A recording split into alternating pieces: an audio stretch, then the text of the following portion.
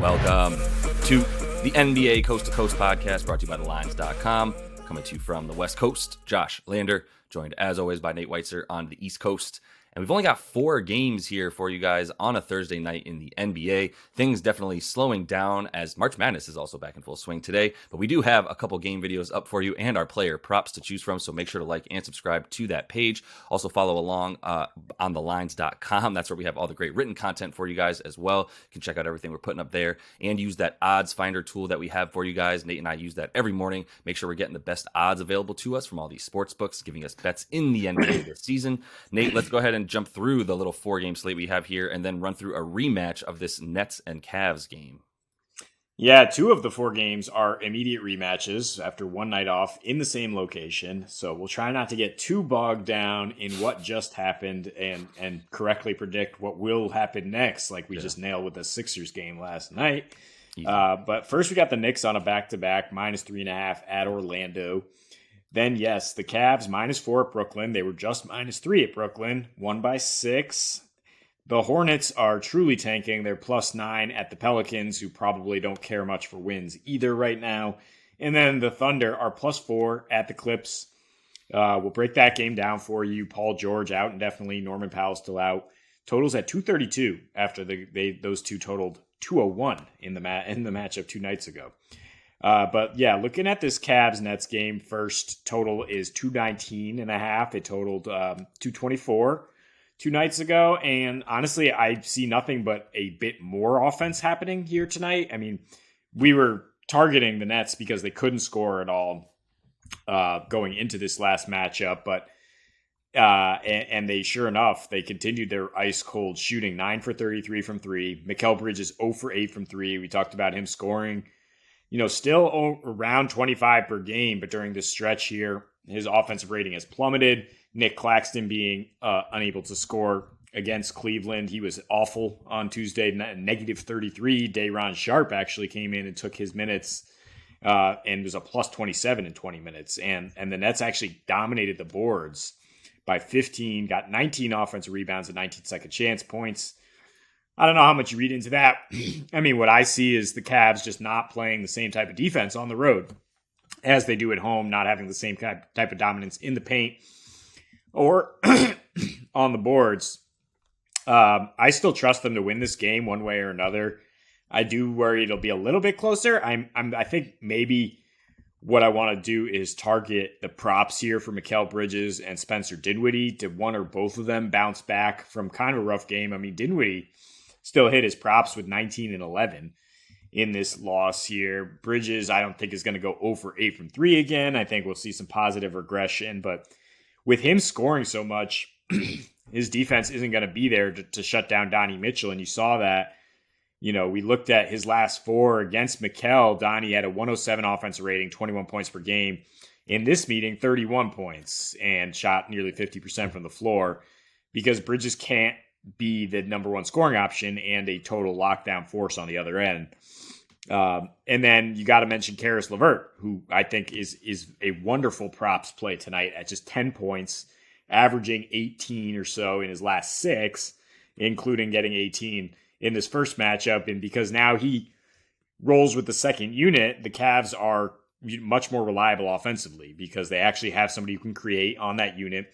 And in this particular matchup, he doesn't have to deal with either DFS or Bridges. He gets to work against Joe Harris, Royce O'Neal, pretty good defender, but not those type of lockdown forces. And so LeVert, I think, can continue to get the scoring going for the Cavs here, and probably go over. But I mean, what I'm doing is just attacking the Cavs money line or teasing it down with another game, in particular with that Clippers under, which I am attacking at 232, way too high. If you want to tease it up a little bit just to get this game down, I think that's one way to go here on this short slate.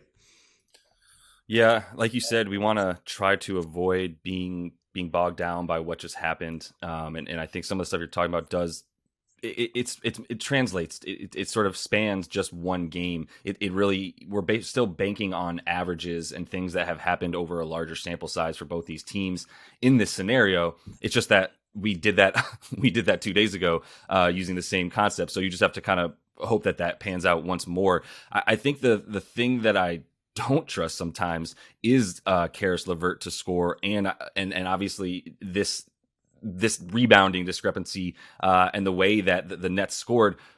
I kind of believe in that, to be honest with you, because I think one of the things that helps offensive rebounding is not necessarily just having giant guys down there that big men like Jared Allen and Evan Mobley can just find a body and get on. You got to be a little bit more slithery and shorter, but still long and rangy, and that's everybody on the net. So I think there's a reason that happened more than just, a fluke anomaly, especially because both those big men were in for the Cavs and are going to be playing again tonight. And we know Jared Allen loves playing against the Nets and continues to play really well against them as well. Actually has some pretty high props tonight, but that's the expectation that you have for him. So I do like points in this one. A lot of the reasons that you were talking about, that I know it's still a little bit scary, but I think Cleveland on the road is something that we can bank on a little bit, especially against the East, as you talked about, and the fact that they're scoring in a way that, I mean, honestly, you can score really however you want right now against this Nets team. I know they're good in certain areas on the floor, but like Nick Claxton being your stopper down low with two guys that can get pretty much to their spots at will in DG and Donovan Mitchell, I just think that's how you easily score on a team that already doesn't have much of a rim protection. Even though Nick Claxton's been good guarding guys one-on-one at the rim, talked about it a lot this season, he also needs guys around him, like we've talked about, to be effective, and he doesn't have that anymore on defense or on offense. Don't sleep on KD's defense that he brought to this team in the rim protection as well. That's why I kind of finished with just saying one of these dudes is going off. Again, Donnie did it last game. It could be DG, who is a nice compliment to him. It's not like he didn't play well and score a bunch of points in his own right, but one of them will do that again. And it could be Karis LeVert in terms of another guard that can come in. I know his props are lower than the other two, but that's where the defense here for Brooklyn is weakest, in terms of the guards coming down with the ball in their hands, one-on-one off the dribble at the point of attack, more so than anywhere else. And you saw where Donnie Mitchell hit two of his super long threes from dead on, because that's where they are weakest, right? Is at that point guard position, even that shooting guard position as well. Two spots that the Nets struggle with. They have all season, and even after they got new guys onto the team, and there was no more Kyrie playing awful defense, they still haven't really guarded guards super well since that time frame and around All-Star break. So I think that's why I'm scared of the Cavs in general. Like, this is a team that can guard you all over the floor, and if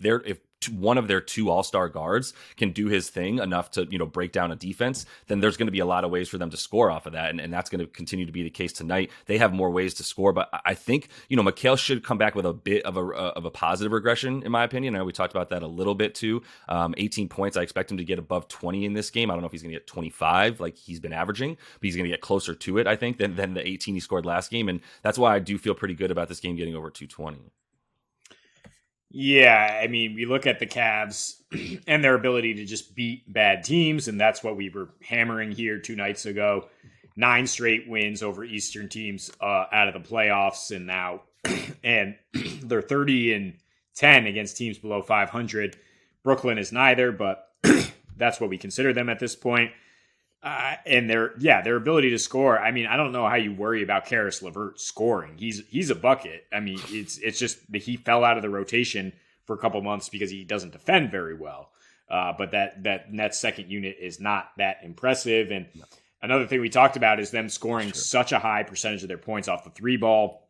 Cleveland being dead last in opponents' 3-point shooting, but limiting the number of attempts. So the fact that Brooklyn got 33 attempts off is encouraging, I think, for their offense. They only managed to hit 9, but generally, when you're able to get those looks against Cleveland, teams are able to knock them down. I think more of them will be falling tonight. And yeah, I mean, it's a bit of a bounce back opportunity. I worry. The only thing I worry about, the reason I wouldn't just hammer this like I did 2 nights ago, is now Cleveland's like very locked into their seeding. They're 4 games ahead of the Knicks and 4 games behind the Sixers, right, and they have almost nothing to play for. Maybe it's a little early to just rest up. Maybe, I mean, you do want to carry some momentum for sure. You got like, still 2.5 weeks left of the season, but maybe also you don't really care if you lose one to the Nets here, split one, and let them start to creep into the actual playoffs, because they are a weaker draw for everybody. And let's face it, you would much rather see the Nets than the Heat in the playoffs. So we'll see how teams handle that down the stretch. That's my one concern. about them handling this again, but we've seen nothing to this point to indicate the Cavs are going to have a mental lapse like that and not give it their full effort. Except for the fourth quarter of the game that they just won by 6, where they were up by 20 just minutes before that, and then kind of just falter because that seems to be something that they were capable of in that game. That would be my only concern. I mean, Darius Garland played, 6 minutes in the quarter. Donnie Mitchell came back in and played a bunch more, but mostly it was the Chetty Osman, Ricky Rubio show in that fourth quarter as well. And I mean, Chetty played well all game. It was kind of a Chetty Osman game, but at the same time, like they weren't necessarily trotting out everybody that they needed out there the whole time. That would be my concern too. Is their care factor in this game? We saw them make a pretty big letdown. And look, I mean, Day'Ron Sharpe, he looked awesome, but he scored 10 of those points in that fourth quarter when the game was over in that garbage time. So do what you will with it. There was some aspect to, Donnie Mitchell just being sort of cocky as hell because everything was going in. That's the other part of that game that we do need to talk about, is that for the first 3 quarters of the game, the Cavs were shooting 55% from deep. Like, I don't know. Can you do that again? No. Yes, but probably not. 45 is still really, really impressive, and I think it still gets us over that. But yeah, the fourth quarter, where they scored 21 points, which was a pretty low total for them in that game, was a reason that it kind of like faltered at the end. I think if you believe in the 3 quarters that we saw a lot more, even if it's not the insane hot shooting that they had, there's going to be opportunities like this for them to continue to get those buckets like we kept talking about. So that's all the time we have for you in this one, though. Make sure to like and subscribe to that page. Continue to follow along with us. And until we see you next, happy betting.